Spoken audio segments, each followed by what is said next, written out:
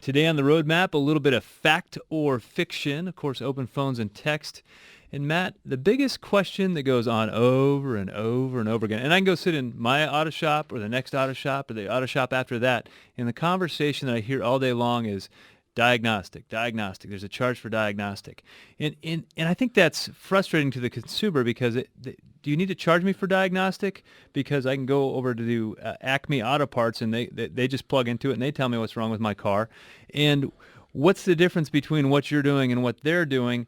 Give me some of the steps when someone comes to you with a problem for their car. So you may interview them over the phone. I mean, that's the first thing is you start to interview them at the phone and at the counter and get a kind of idea as far as which way you need to go as far as diagnostic. What are you going to do? Someone comes to you. Well, there's two people that are actually working on this car. I mean, working. The technician is the one that's really doing the diagnosing or the testing. And I play the words a little bit. We test cars. We don't diagnose them.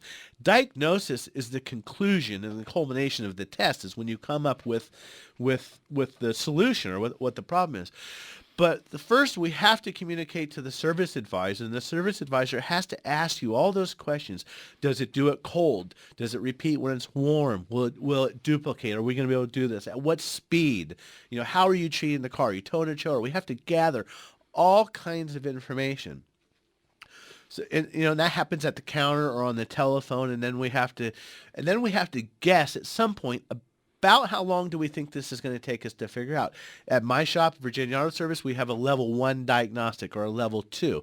Sometimes we'll just give a range because, honestly, we get in there. Sometimes you go right to a problem. I might quote you a couple $100 of potential charge to diagnose or to test the problem, but we might only exhaust $60 or $70 worth of testing to find that problem. So first thing we have to have, and people say, well, why is it so much?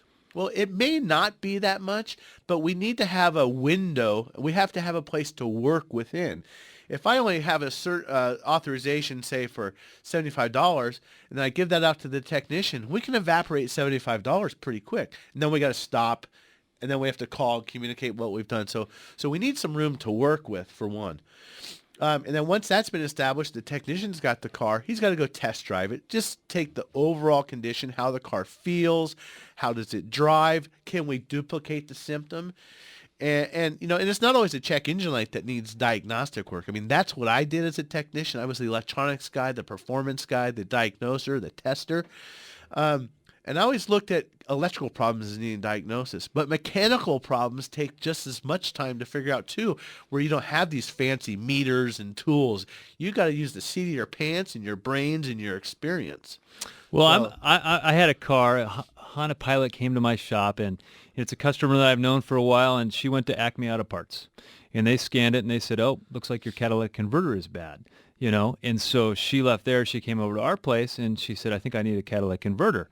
We took a look at it, and she had just got the car from somebody else who just had an oil pan repair done, and they had to remove the exhaust, took it apart, put it back together, and when they put it back together, they left an exhaust leak. Well, guess what? Now the computer thinks we got a bad catalytic converter. That's a $1,500 job. That's the thing at the Acme Auto Parts is that they never actually do the repair, so they never have to know if they were right or wrong or indifferent. So we could just throw that part in there, but that could be $1,500 that we spent needlessly. Well, you could, and I'm sitting here thinking about the medical term, okay? I think there's economics is what drives this, first of all. Not everybody can be a doctor, okay? You got to be smart. You have to understand the drugs and the body and the anatomy and everything that's going. But just about anybody can kind of figure out something mechanical that breaks. So everybody's got a brother or an uncle or a grandpa that used to be a mechanic and made these things look easy. And I joke around and I say, is it hard? I said, well, brain surgery is easy if you know what you're doing. It's not that. Nothing's hard if you know how to do it, right? Right. But the economic, what I was getting to is, could you imagine if we could walk into a pharmacy and buy our own drugs? Is that a little bit what like AutoZone and the parts store do? The economics are they want to sell parts.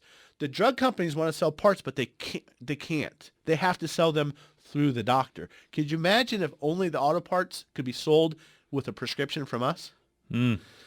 little bit different. So I think that's part of the problem. People don't see the value because they can go do this. In the auto parts stores, they want to sell parts. So what are they going to do? They're going to help you sell buy parts. I got another one. Last week you weren't here, so we were trashing you on the radio. Perfect. I would expect nothing. I would expect nothing than trash talk and lies and all that kind of stuff. And we had John Riggle in here, who he's a really good technician, right? And we had a car, and it was a Caravan, and they came in this car. You put it in the gear in the morning, it didn't really want to move. Okay, all the codes people say when you just plug into it, it tells you what's wrong. All those codes would have dictated a bad transmission. And John says, I don't know, Dave. It's got all these codes. It doesn't really have these symptoms. But the one thing that I notice is the speedometer bumps up to 5 miles per hour when you're stopped. And I happen to remember a situation about 6 years ago where I ran into one that was hard to figure out. And I said, oh, sounds like we got a bad diode in the alternator.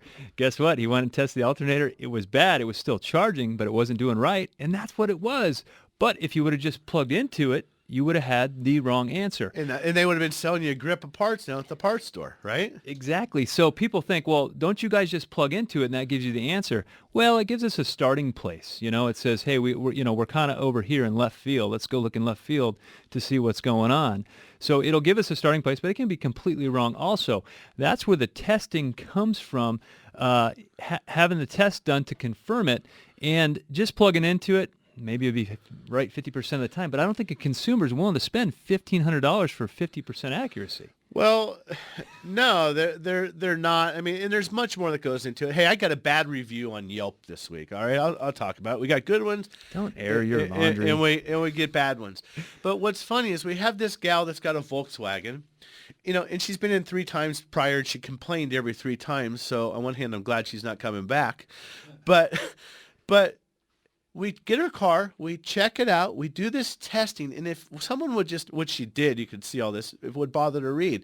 We went through a process. She had a code, we tested, we found the part, we did a flow process. We went through it and pinned out each wire, measured the resistance on the circuit, tested to see that it's getting the proper signal from the computer, which, by the way, you had to lift the car in the air, you have to take the wheel off, you have to remove the plastic fender inner liner to access this. We do all the testing. She doesn't want to have it fixed. She's upset about it for some reason.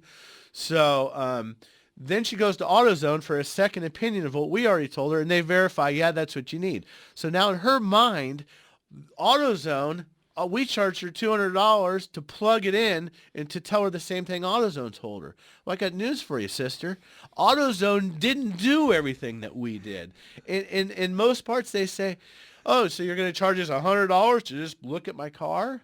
And I joke, I say, no, I'll pull up a lawn chair and look at your car all day. I won't charge you anything. We have to, it takes tools, knowledge. I mean, you have to figure this stuff out. Well, and then the other thing is just even testing the battery. How many problems have you had in your shop? I was just talking about a bad alternator on a Caravan. Oh, yeah. But how many times is the battery that causes the issue? So if someone gives you this little diagnostic thing, well, sometimes that computer spits out bad information because you got a bad battery. Yeah. It's plugged into instead of being plugged into the 120 volt, it's only plugged into 90 volts, so it's not working right. So I don't know how many weird diagnostic issues I've seen because of a bad battery. So that is one of the first things you check, right, Matt, when you pull in the bay? Yeah, I mean, we're anytime you have a check engine light on or you've got that weird or that intermittent, the first thing we're doing is an alternator test, charging system test, and testing the battery. Toyota oxygen sensor heater problems we see, they're very sensitive. I mean, you cannot have a bad battery. That's why we recommend interstate batteries. I mean, you've got to have a good one.